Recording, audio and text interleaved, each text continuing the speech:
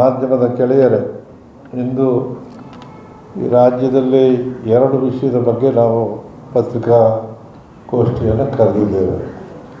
ಮೊದಲನೇದಾಗಿ, ಏನು ಚುನಾವಣೆಗೆ ಮೊದಲು ನಾವು ಜನತೆಗೆ ಭರವಸೆ ಕೊಟ್ಟಿದ್ವಿ, ಅದರ ಅಂಗವಾಗಿ ನಾವು 5 ಗ್ಯಾರಂಟಿಗಳನ್ನು ಈ ರಾಜ್ಯದಲ್ಲಿ ಯಶಸ್ವಿಯಾಗಿ ಮೊದಲನೇ ಒಂದು ಸಭೆಯಲ್ಲಿ ಕ್ಯಾಬಿನೆಟ್ನಲ್ಲಿ ತೀರ್ಮಾನ ಮಾಡಿ ಶಕ್ತಿ, ಗೃಹಲಕ್ಷ್ಮಿ, ಗೃಹಜ್ಯೋತಿ ಹಾಗೂ ಅನ್ನಭಾಗ್ಯ ಮತ್ತು ಯುವ ನಿಧಿಯನ್ನು ಜಾರಿಗೊಳಿಸಿ ಯಶಸ್ವಿಯಾಗಿ ನಡೆಸ್ತಾ ಇರ್ತಕ್ಕಂಥದ್ದು ಕರ್ನಾಟಕ ರಾಜ್ಯ. ಇಡೀ ರಾಷ್ಟ್ರದಲ್ಲಿ ಕರ್ನಾಟಕ ರಾಜ್ಯವೇ ಇವತ್ತು ಮಾದರಿಯಾಗಿದೆ. ನಾವು ಮಾಡಿದ ಮೇಲೆ ಇವತ್ತು ರಾಜ್ಯದಲ್ಲಿ 52,000 ಕೋಟಿಯನ್ನು ನಾವು ಬಡ್ಜೆಟ್ ಅಲೋಕೇಶನ್ನ ಕೂಡ ಮಾಡ್ಕೊಂಡಿದ್ದೇವೆ. ಆ ಬಡ್ಜೆಟ್ ಅಲೋಕೇಶನ್ನಲ್ಲಿ ಯಶಸ್ವಿಯಾಗಿ ಜನತೆಗೆ ಇವತ್ತು ಶಕ್ತಿ ಯೋಜನೆ ಅಂತೂ 3,300.5 ಕೋಟಿ ಜನ ಇವತ್ತು ಓಡಾಡಿದ್ದಾರೆ ಅಂತಕ್ಕಂಥದ್ದು ಭಾರತದ ಇತಿಹಾಸದಲ್ಲಿ ಒಂದು ರೆಕಾರ್ಡ್ ಆಗಿದೆ. ಗೃಹ ಲಕ್ಷ್ಮಿ ಕೂಡ ಇಲ್ಲಿವರೆಗೂ ನಾವು ಹೇಳಿದಂತೆ ಎಲ್ಲ ವರ್ಗದ ಜನರಿಗೆ ಗೃಹಲಕ್ಷ್ಮಿಯನ್ನು 2,000 ರೂಪಾಯಿ ಕೊಡುವಂಥ ಕೆಲಸವನ್ನು ನಾವು ಕಡ್ಡಾಯವಾಗಿ ಮಾಡಿದ್ದೇವೆ. ಇದರ ಜೊತೆಗೆ ಅನ್ನಭಾಗ್ಯದಲ್ಲಿ ಏನು ನಾವು ಅನ್ನಭಾಗ್ಯವನ್ನು ಚುನಾವಣೆಗೆ ಮೊದಲು 10 kg ಕೊಡ್ತೀವಿ ಅಂತ ಹೇಳಿದ್ವಿ. ಆದರೆ ಕೇಂದ್ರದಿಂದ ನಮಗೆ ಸಹಕಾರ ಸಿಗದೇ ಇರೋದ್ರಿಂದ 5 kg ಅಕ್ಕಿ ಮತ್ತು ಇನ್ನುಳಿದ ಹಣವನ್ನು ಕೂಡ ಜನತೆಗೆ ಕೊಡ್ತಾಯಿದ್ದೀವಿ. ಅದು ಕೂಡ ಯಶಸ್ವಿಯಾಗಿ ಆಗ್ತಾಯಿದೆ. ಇದರ ಜೊತೆಗೆ ಇವತ್ತು ಗೃಹ ಜ್ಯೋತಿ 200 ಯೂನಿಟ್ ಇವತ್ತು ಜನತೆಗೆ ನೇರವಾಗಿ ಹೋಗುವಂಥ ಕೆಲಸ ಕೂಡ ಆಗಿದೆ. ಇಷ್ಟೆಲ್ಲ ಆಗೋದಲ್ಲದೆ ಯುವ ನಿಧಿ ಏನು ಹಿಂದೆ BJP ಸರ್ಕಾರದಲ್ಲಿ ಮೋದಿಯವರು ನಾವು ಯುವಕರಿಗೆ 2 ಕೋಟಿ ಉದ್ಯೋಗ ಕೊಡ್ತೀವಿ ಅಂತ ಹೇಳಿದರು. ಅದು ಬ್ರಹ್ಮನಿರಸನವಾಗಿರ್ತಕ್ಕಂಥ ಸಂದರ್ಭದಲ್ಲಿ ಯುವ ನಿಧಿ ಯೋಜನೆಗೂ ಕೂಡ ಗ್ರ್ಯಾಜುಯೇಟ್ಸ್ಗೆ 3,000 ಮತ್ತು ಡಿಪ್ಲೊಮಾ ಹೋಲ್ಡರ್ಸ್ಗೆ 2,000 ಕೊಡೋ ಮೂಲಕ ರಾಜ್ಯದಲ್ಲಿ ಇಲ್ಲಿವರೆಗೂ ಯಶಸ್ವಿಯಾಗಿ ನಾವು ಹಣವನ್ನು ಜನತೆಗೆ ನೇರವಾಗಿ ಅವರ ಅಕೌಂಟ್ಗೆ ಸಂದಾಯ ಮಾಡಿದಂಥ ಕಾರ್ಯ ನಮ್ಮ ಸರ್ಕಾರದ ಮತ್ತು ಮಾನ್ಯ ಮುಖ್ಯಮಂತ್ರಿಗಳು ಹಾಗೂ ಮಾನ್ಯ ಉಪಮುಖ್ಯಮಂತ್ರಿಗಳ ನೇತೃತ್ವದಲ್ಲಿ ಇವತ್ತು ಯಶಸ್ವಿಯಾಗಿ ಮಾಡಿದ್ದೇವೆ. ಅದರ ಮಾಹಿತಿಯಂತೆ ಇವತ್ತು ಗೃಹಲಕ್ಷ್ಮಿ ಸ್ಟೇಟ್ನಲ್ಲಿ 1.22 crore ಅಂದರೆ 30,285 crore ಇವತ್ತು ಇಲ್ಲಿವರೆಗೂ ಹಣ ಸಂದಾಯವಾಗಿದೆ. ಇವತ್ತು ಗೃಹ ಜ್ಯೋತಿಯಲ್ಲಿ 1.61 crore ಅಂದರೆ ಫಲಾನುಭವಿಗಳು 10.259 crore ಹಣ ಇವತ್ತು ನೇರವಾಗಿ ಅವರ ಅಕೌಂಟ್ಗೆ ಹೋಗಿದೆ. ಮತ್ತು ಅನ್ನಭಾಗ್ಯ ರಾಜ್ಯದಲ್ಲಿ 51.39 crore ಫಲಾನುಭವಿಗಳಿದ್ದಾರೆ. ಅದರಲ್ಲಿ 8,433 ಕೋಟಿ ಇವತ್ತು ಸಂದಾಯವಾಗಿದೆ ಜನತೆಗೆ.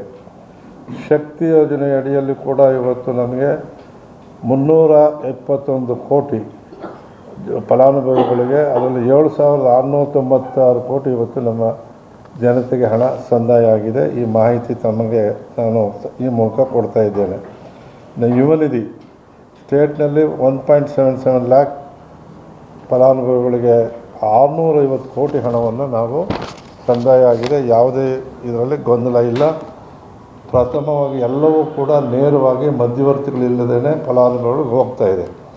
ಆದರೆ BJPಯವರು ಇಂದೂ ಕೂಡ ಈ ಕಾರ್ಯಕ್ರಮ ಜಾರಿಗೆ ಮಾಡೋ ಸಮಯದಲ್ಲಿ ಬೆಲೆ ಏರಿಕೆ ಇದ್ದಿದ್ದು 40% ಏನು ನಾವು ಅದನ್ನು ಹೇಳಿದ್ವಿ, ಭ್ರಷ್ಟಾಚಾರದ ಬಗ್ಗೆ ಹೇಳಿದ್ವಿ ಮತ್ತು ಗ್ಯಾಸ್ ಬೆಲೆ ಇವೆಲ್ಲವನ್ನು ನೋಡಿ ಆ ಸಂದರ್ಭದಲ್ಲಿ ನಾವು ಇದನ್ನು ಜಾರಿಗೆ ಕೊಡ್ತೇವೆ ಅಂತ ಹೇಳಿ ನಮ್ಮ ಕಾರ್ಯಕರ್ತರ ಮುಖಾಂತರ ಜನತೆಗೆ ತಿಳಿಸಿದ್ದನ್ನು ನಾವು ಜಾರಿ ಮಾಡಿದ್ದೇವೆ.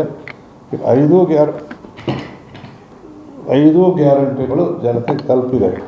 ಆ ಸಂದರ್ಭದಲ್ಲೂ ಕೂಡ ನಮ್ಮ ರಾಷ್ಟ್ರದ ಆಗಿರ್ತಕ್ಕಂಥ ಮೋದಿರವರು ಕರ್ನಾಟಕದಲ್ಲಿ ಈ ಒಂದು ಯೋಜನೆ ಜಾರಿಗೆ ಬರಲ್ಲ, ಇದು ಸುಳ್ಳು ಪ್ರಚಾರ, ಚುನಾವಣೆಗೋಸ್ಕರ ಮಾಡಿದ್ದಾರೆ ಅಂತ ಹೇಳಿದ್ದನ್ನು ನೋಡಿದ್ದೇವೆ. ಅದಾದ ಮೇಲೆ ಮೋದಿ ಗ್ಯಾರಂಟಿ ಅಂತ ಹೇಳಿ ಮೋದಿ ಗ್ಯಾರಂಟಿ ಪ್ರಚಾರ ಮಾಡಿದ್ದನ್ನು ಜನ ನೋಡಿದ್ದಾರೆ. ಇದಲ್ಲದೆ ಅವರೇ ರಾಜ್ಯಗಳು ಏನು BJP ಸರ್ಕಾರಗಳು ಇರ್ತಕ್ಕಂಥ ರಾಜ್ಯಗಳಲ್ಲೂ ಕೂಡ ಚುನಾವಣೆಗೋಸ್ಕರ ಕೆಲವು ಕಾರ್ಯಕ್ರಮಗಳನ್ನು ಮಹಾರಾಷ್ಟ್ರ ಇರ್ಬೋದು, ಮಧ್ಯಪ್ರದೇಶ ಇರ್ಬೋದು, ಚುನಾವಣೆಯ ಸಮಯದಲ್ಲಿ ಇವತ್ತು ಅವರು ಕೂಡ ಗೃಹಲಕ್ಷ್ಮಿ ಯೋಜನೆ ಅಂತ ಹೆಸರು ಬೇರೆ ಇರ್ಬೋದು, ಮಹಿಳೆಯರಿಗೆ ಹಣ ಸಂದಾಯ ಆಗೋ ರೀತಿಯಲ್ಲಿ ಕಾರ್ಯಕ್ರಮವನ್ನು ರೂಪಿಸಿ ಇದರ ಅಡಿಯಲ್ಲಿ ಕೆಲಸ ಮಾಡ್ತಾಯಿದ್ದಾರೆ. ಆದರೆ ಮೊನ್ನೆ ಮಾನ್ಯ DK ಶಿವಕುಮಾರ್ ಅವರು ಒಂದು ಮಾತು ಏನು, ನಮಗೆ ಶಕ್ತಿ ಯೋಜನೆ ಅಡಿಯಲ್ಲಿ ಕೆಲವು ಮಹಿಳೆಯರು ವಾಟ್ಸಪ್ ಮೂಲಕ ಮತ್ತು ಬೇರೆ ಮಾಹಿತಿ ಮೂಲಕ ನಾವು ಹಣ ಕಟ್ಟೋಕ್ಕೆ ತಯಾರಿದ್ದೇವೆ ಟಿಕೆಟನ್ನು ಬರೆಸಲು, ಆದರೆ ಅವರು ಕಂಡಕ್ಟರ್ ತಗೊಳ್ತಾ ಇಲ್ಲ ಅಂತ ಒಂದು ಕಂಪ್ಲೇಂಟ್ ಬಂದಿದೆ ಅಂತಕ್ಕಂಥದ್ದನ್ನು ನೋಡಿ ಅದನ್ನು ಪರಿಷ್ಕರಣೆ ಮಾಡ್ತೀವಿ ಅಂತ ಹೇಳೋದಕ್ಕೆ ಉದಾಹರಣೆ ಏನಪ್ಪ ಅಂತ ಹೇಳಿದ್ರೆ, ಹಿಂದೆ ಮೋದಿರವರು ಗ್ಯಾಸ್ ಕೊಟ್ಟಂಥ ಸಂದರ್ಭದಲ್ಲಿ ವಾಲಂಟಿಯರಿಗೆ ನೀವು ಗ್ಯಾಸ್ ಸರೆಂಡರ್ ಮಾಡ್ಬೋದು ಅಂತ ಹೇಳಿದಂಥದ್ದನ್ನು ಕೂಡ ಮೋದಿಯವರು ಮರ್ತಿದ್ದಾರೆ ಅಂತ ಭಾವಿಸ್ತೇನೆ. ಇಂಥ ಸಂದರ್ಭದಲ್ಲಿ ಈ ಚುನಾವಣೆ ಸಮಯದಲ್ಲಿ ಇದನ್ನು ಅವರು ಅತಿಶಯೋಕ್ತವಾಗಿ ಮಾಡಿ ಪ್ರಚಾರ ಮಾಡ್ತಾಯಿದ್ದಾರೆ. ಇದಕ್ಕೆ ಈ ಒಂದು ಬೆಳವಣಿಗೆಯಲ್ಲಿ ಕರ್ನಾಟಕ ರಾಜ್ಯ 52,000 ಕೋಟಿ ರೂಪಾಯಿಗಳನ್ನು ಬಡ್ಜೆಟ್ ಅಲೋಕೇಶನ್ನಲ್ಲೇ ಮಾಡಿರ್ತಕ್ಕಂಥದ್ದು. ಇಡೀ ಭಾರತದಲ್ಲಿ ಕರ್ನಾಟಕ ಪ್ರಥಮ. ಆ ದೃಷ್ಟಿಯಲ್ಲಿ ನಮ್ಮ ಸರ್ಕಾರ ಮಾನ್ಯ ಸಿದ್ದರಾಮಯ್ಯನವರು ಮತ್ತು DK ಶಿವಕುಮಾರ್ ಅವರ ನೇತೃತ್ವದಲ್ಲಿ ಈ ಒಂದು ಕಾರ್ಯಕ್ರಮ ಅತ್ಯುತ್ತಮವಾಗಿ ನಡೀತಾ ಇದೆ. ಇನ್ನೂ 10 ವರ್ಷ ನಡೆಸ್ತೀವಿ ಅಂತಕ್ಕಂಥದ್ದನ್ನು ಕೂಡ ಹೇಳ್ತಾ ಇದ್ದೇವೆ. ನಾವು ನುಡಿದಂತೆ ನಡೆದ ಸರ್ಕಾರ. ಯಾಕೆ ಅಂತ ಹೇಳಿದ್ರೆ, ಮೊನ್ನೆ ಮೋದಿರವರು ಹೇಳಿರೋ ಮಾತಿಗೆ ನನ್ನ ಉತ್ತರ, ಇವರು ಚುನಾವಣೆಗೆ ಮೊದಲು ಹೇಳ್ತಾರೆ, ಆಮೇಲೆ ಏನು ಮಾಡಲ್ಲ ಅಂತ ಒಂದು ಮಾತಾಡಿದ್ದಾರೆ. ಆದರೆ ಅವ್ರಿಗೆ ಹೇಳಬೇಕಾಗತ್ತೆ, ನಾವು ನುಡಿದಂತೆ ನಡೆದ ಸರ್ಕಾರ. ಹಿಂದಿನಿಂದಲೂ ಕೂಡ ಎಂದೆಂದು ಕಾಂಗ್ರೆಸ್ ಸರ್ಕಾರ ಅಧಿಕಾರಕ್ಕಿದೆ, 20 ಅಂಶದ ಕಾರ್ಯಕ್ರಮದ ಹಿಂದಿನವರೆಗೂ ಕೂಡ ಎಂದೆಂದು ಸರ್ಕಾರ ನಡೀತಾ ಇದೆ. ಅಂಥ ಸಮಯದಲ್ಲಿ ನಾವೇನು ಹೇಳಿದ್ವಿ ಅದನ್ನೆಲ್ಲ ಕಾರ್ಯರೂಪಕ್ಕೆ ತಂದಿರ್ತಕ್ಕಂಥದ್ದು ಇದು ರಾಷ್ಟ್ರಕ್ಕೂ ಗೊತ್ತಿದೆ, ರಾಜ್ಯಕ್ಕೂ ಗೊತ್ತಿದೆ. ಉದಾಹರಣೆಗೆ ಇವತ್ತು 20 ಅಂಶದ ಕಾರ್ಯಕ್ರಮದ ಅಡಿಯಲ್ಲಿ ಕೊಟ್ಟಂಥ ಕಾರ್ಯಕ್ರಮಗಳು ಇವತ್ತಿಗೂ ಕೂಡ ನಿಲ್ಲಿಸೋಕ್ಕಾಗಿಲ್ಲ. ವೃದ್ಧಾಪ್ಯ ವೇತನ, ವಿಧವಾ ವೇತನ, ಅಂಗವಿಕಲ ವೇತನ, ಮನೆ ಇಲ್ಲದವ್ರಿಗೆ ಮನೆ, ರೋಟಿ ಕಪಡ ಮಕಾನ್ ಅಂತಕ್ಕಂಥ ಘೋಷಣೆ ಇರ್ಬೋದು, ಇವೆಲ್ಲವೂ ಕೂಡ ಜಾರಿ ಮಾಡ್ತಾನೇ ಇದ್ದೇವೆ. ಒಬ್ಬೊಬ್ಬ ಮುಖ್ಯಮಂತ್ರಿ ಬಂದಂಥ ಸಮಯದಲ್ಲೂ ಕೂಡ ಕೊಟ್ಟಂಥ ಭರವಸೆಗಳನ್ನು ಈಡೇರಿಸಿದ್ದೇವೆ. ಬಂಗಾರಪ್ಪನವ್ರ ಕಾಲದಲ್ಲಿ 10 HP ಕರೆಂಟ್ ನಾವು ಫ್ರೀ ಕೊಡ್ತೀವಿ ಅಂತ ಹೇಳಿದ್ವಿ, ಕೊಟ್ಟಿದ್ದೀವಿ, ಇವತ್ತಿಗೂ ಕೂಡ ನಿಲ್ಲಿಸಿಲ್ಲ. ಅದೇ ರೀತಿ SM ಕೃಷ್ಣ ಅವ್ರ ಕಾಲದಲ್ಲಿ ಮಾಡಿದಂಥ ಅನೇಕ ಕಾರ್ಯಕ್ರಮಗಳು ಇವತ್ತು ನಮ್ಮ ಜನತೆಯ ಮುಂದಿವೆ. ವೀರಪ್ಪ ಮೊಯ್ಲಿಯವರು CET ತಂದು ಇವತ್ತು ನಮ್ಮ ರಾಜ್ಯದ ಅನೇಕ ವಿದ್ಯಾರ್ಥಿಗಳು ಸ್ನಾತಕೋತ್ತರ ಪದವಿಯಲ್ಲಿ ಡಾಕ್ಟರ್ಸ್, ಇಂಜಿನಿಯರ್ಸ್ ಆಗಿ ಇಡೀ ಪ್ರಪಂಚದಲ್ಲಿ ಇದ್ದಾರೆ ಅನ್ನೋದನ್ನು ಕೂಡ ನಾವು ಮರೆಯೋಂಗಿಲ್ಲ. ಸಿದ್ದರಾಮಯ್ಯನವರು, ಪ್ರಚಲಿತವಾಗಿ ಸಿದ್ದರಾಮಯ್ಯನವರು 165 ಭರವಸೆಗಳನ್ನು ಚುನಾವಣೆ ಮೂಲಕ, ಪ್ರಣಾಳಿಕೆ ಮೂಲಕ ಅನೌನ್ಸ್ ಮಾಡಿದವರು, ಅಷ್ಟನ್ನೂ ಮಾಡಿ ಕೀರ್ತಿ ಪಡೆದಂಥ ಏಕೈಕ ನಾಯಕ ಭಾರತದಲ್ಲಿ ಅಂತ ಹೇಳಿದ್ರೆ ಅದು ಸಿದ್ದರಾಮಯ್ಯನವರು ಅಂತ ಹೇಳೋದಕ್ಕೆ ನಮಗೆ ಹೆಮ್ಮೆ ಆಗ್ತದೆ. ಅದೇ ರೀತಿ BJPಯವರು 650 ಭರವಸೆಗಳನ್ನ ಕೊಟ್ಟು 60 ಕೂಡ ಮಾಡದೇ ಇರತಕ್ಕಂಥ BJPಯವರಿಗೆ ಈ ಭೂತದ ಬಾಯಲ್ಲಿ ಭಗವದ್ಗೀತೆ ಬಂದಂಗೆ ಆಗಿದೆ. ಅವರು ಸುಮ್ಮನೆ ನಮ್ಮ ಮೇಲೆ ಅಪಪ್ರಚಾರ ಮಾಡ್ತಾರೆ ಹೊರತು ಅವ್ರು ಹೇಳಿದಂಥ ಒಂದನ್ನು ಕೂಡ ಮಾಡ್ತಾಯಿಲ್ಲ. ಚುನಾವಣೆಗೆ ಮೊದಲು ಎಲ್ಲ ಅಕೌಂಟ್ಗೆ 15 ಲಕ್ಷ ಹಾಕ್ತೀವಿ ಅಂತ ಹೇಳಿದ್ರು, ಒಬ್ರಿಗೂ ಹಾಕಲಿಲ್ಲ, ಇಲ್ಲಿವರೆಗೂ ಹಾಕಲಿಲ್ಲ. 2 ಕೋಟಿ ಉದ್ಯೋಗ ಕೊಡ್ತೀವಿ ಅಂತ ಹೇಳಿದ್ರು, ಒಂದನ್ನು ಕೊಡಲಿಲ್ಲ. ಅವ್ರಿಗೆ ಪ್ರಣಾಳಿಕೆಯೇ ಅವ್ರಿಗೆ ಅಷ್ಟು ಸೂಕ್ತವಲ್ಲ, ಅದನ್ನು ಅವರು ಗಣನೆಗೂ ತಗೊಳ್ಳೋದಿಲ್ಲ. ಬರೀ ಪ್ರಚಾರ ಅಷ್ಟೇ ಹೊರತು ನಾವು ಜನರ ಬದುಕಿಗಾಗಿ ಕೆಲಸ ಮಾಡ್ತೇವೆ, ಅವರು ಭಾವನೆಗಾಗಿ ಕೆಲಸ ಮಾಡ್ತಕ್ಕಂಥವ್ರು ಅಂತಕ್ಕಂಥದ್ದು ಭಾವನಾತ್ಮಕವಾಗಿ ವಿಷಯಗಳನ್ನೆಲ್ಲ ಪ್ರಚಾರ ಮಾಡ್ತಾರೆ ಹೊರತು ಬದುಕಿಗೆ ಸಂಬಂಧಪಡ್ತಕ್ಕಂಥ ಕೆಲಸಗಳನ್ನು ಮಾಡಲ್ಲ ಅಂತಕ್ಕಂಥದ್ದನ್ನು ಹೇಳ್ತಾ, ಇವತ್ತಿಗೂ ಕೂಡ ಏನು ನಮ್ಮ ಖರ್ಗೆಜಿಯವರು ಕಾಂಗ್ರೆಸ್ಸಿನ ಅಧ್ಯಕ್ಷ ಹೇಳಿರ್ತಕ್ಕಂಥದ್ದು ಈ ಒಂದು ಕಾರ್ಯರೂಪಕ್ಕೆ ತರುವಂಥ ಸಂದರ್ಭದಲ್ಲಿ ಯಶಸ್ವಿಯಾಗಿ ಮಾಡಿ ಅಂತ ಕಿವಿ ಮಾತು ಹೇಳಿದ್ದಾರೆ ಹೊರತು ಬಡ್ಜೆಟ್ ಅಲೋಕೇಶನ್ ಅನುಸರಿಸಿ ಮಾಡಿ ಅಂತ ಹೇಳಿದ್ದಾರೆ. ಆ ಕೆಲಸ ನಾವು ಮಾಡಿದ್ದೇವೆ. ಅದನ್ನು ಅಪಾರ್ಥ ಕಲಿಸಿ ಶಿವಕುಮಾರ್ ಅವರ ಮಾತು ಮತ್ತು ಖರ್ಗೆಜಿಯವರ ಮಾತನ್ನು ಪಾರ್ಥ ಕಲಿಸಿ ಇವತ್ತು ಅದನ್ನು ಇಂಥ ಚುನಾವಣೆಯ ಸಮಯದಲ್ಲಿ ಪ್ರಚಾರ ಮಾಡ್ತಕ್ಕಂಥದ್ದು ಎಷ್ಟು ಸರಿ ಜನ ಅರ್ತಿದ್ದಾರೆ. ನಮ್ಮ ಆ್ಯಂಕರ್ಸ್ ಕೂಡ ನಾನು ನೋಡಿದೆ ಮೊನ್ನೆ.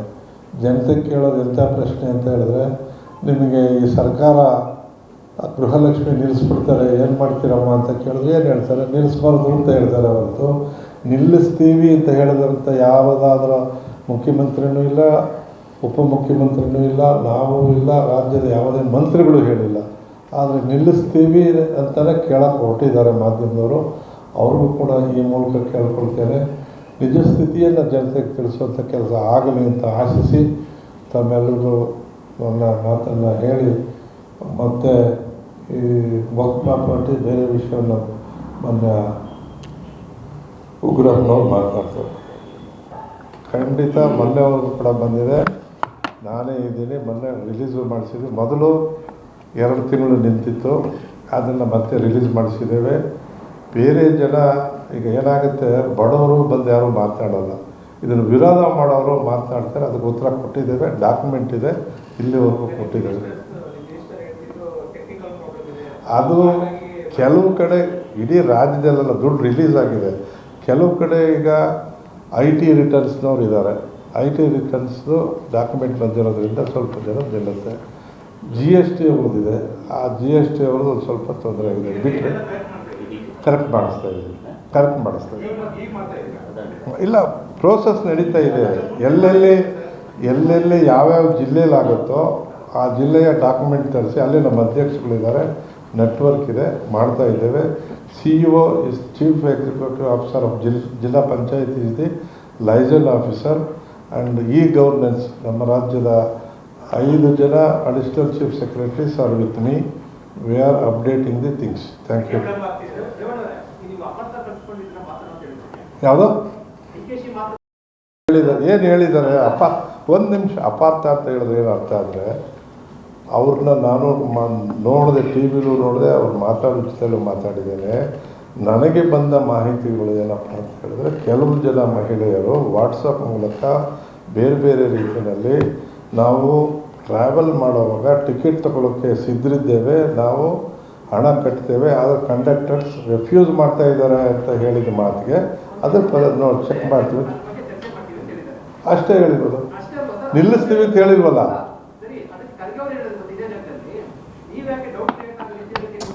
ಅಲ್ಲೇ ನಾನು ಅದನ್ನೇ ಹೇಳ್ದೆಲ್ಲ, ಮಧ್ಯ ಅದು ಮಿಸ್ಟೇಕ್ ಆಗಿದೆ ಅಂತ ಹೇಳ್ದಲ್ಲ, ಸರಿಪಡಿಸ್ಕೊಳ್ತೇವೆ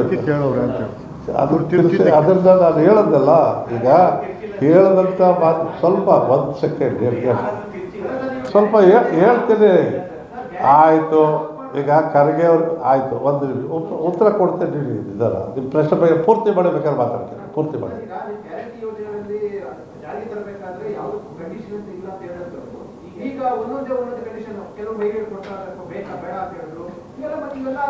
ಬಂದಿದ್ದನ್ನು ಹೇಳಿದ್ರೆ ನಾವು ಹೇಳ್ತಾ ಇಲ್ಲ ರೀ, ನಾವು ನಿಲ್ಲಿಸ್ತೀವಿ ಅಂತಲೂ ಹೇಳ್ತಾ ಇಲ್ಲ. ಸ್ವಲ್ಪ ನೀವು ಫಸ್ಟ್ ನೀವು ಅರ್ಥ ಮಾಡ್ಕೊಳ್ಳಿ ದಯವಿಟ್ಟು. ನಾವು ನಿಲ್ಲಿಸ್ತೀವಿ ಅಂತ ಹೇಳಿಲ್ಲ, ಈ ರೀತಿ ಬಂದಿದೆ ಅಂತ ಹೇಳಿದ್ರೆ ಹೊರತು ಅದು ಬಂದಾಗಲೂ ಕೂಡ ಅದನ್ನು ನಿಲ್ಲಿಸ್ತೀವಿ ಅಂತಲೂ ಹೇಳಿಲ್ಲ. ಸ್ವಲ್ಪ ದಯವಿಟ್ಟು ನಮಗೆ ಸಹಕಾರ ಕೊಡಿ.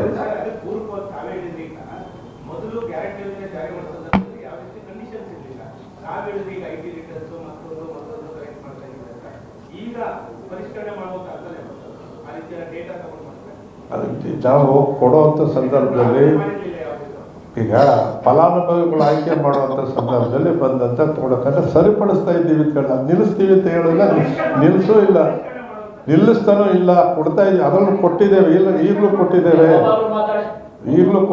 ಯಾಕೆ?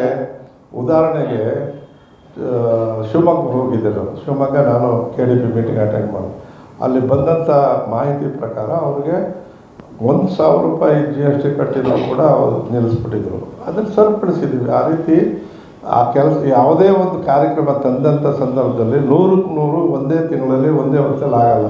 ಈಗ ಆಗಿರೋ ಕಾರ್ಯಕ್ರಮಗಳೆಲ್ಲ ಎಷ್ಟೋ ಕಡೆ ಪರಿಷ್ಕರಣೆಗಳಾಗಿವೆ. ಆದರೆ ಇದರಲ್ಲಿ ನಿಲ್ಲಿಸ್ತೀವಿ ಅನ್ನೋ ಪದ BJP ಅವ್ರಿಗೆ ಅಸ್ತ್ರ ಅಲ್ಲ. ನಿಲ್ಲಿಸ್ತೀವಿ ಅನ್ನೋ ಪದ ವಿರೋಧದವ್ರಿಗಾಗಲಿ ಅವ್ರಿಗೂ ಇಲ್ಲ. ನಿಲ್ಲಿಸಲ್ಲ ಅಂತ ಹೇಳಿದ್ಮೇಲೆ ಅದ್ರ ಬಗ್ಗೆ ಚರ್ಚೆ ಬೇಕು.